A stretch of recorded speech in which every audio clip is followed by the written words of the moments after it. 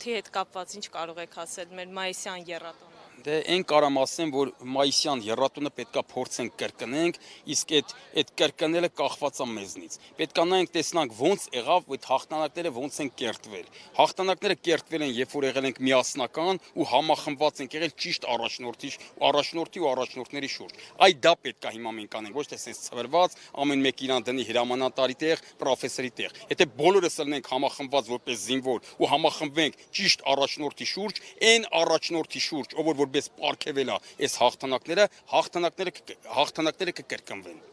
Այսօր մենք կարողանում ենք պատշաճ կերպով մեր հերոսներին գնահատել։ Չենք գնահատում, հենց դրա համար էլ այսօրին ենք։ Հերոսներին սկսեցին չգնահատել 18 թվականից սկսած, դրա համար հասանք այսօրին, որովհետև այս հաղթանակները մեզ պարգևել են մեր հերոսները։ Այդ հերոսների շնորհիվ ոչ թե ժողովուրդը, այո ժողովուրդն էլ, բոլորս էլ ամեն մեկս էլ ես էլ իմ չափով իմ լուման ունեցել եմ մեր հաղթանակների մեջ, բայց այդ հաղթանակը երբեք չէր լինի, եթե չլինեին մեր հերոսները, որոնց որ մերժելով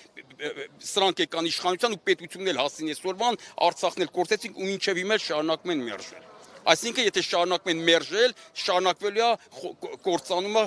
պարտությունները։ Հաղթանակը կվերադառնա այն ժամանակ, երբ որ այդ մերժման process-ը ստոպ կտրվի, կհամախմբվենք այդ հերոսների շուրջը։ Շնորհակալ ենք։ Ես էլ ձեզնից։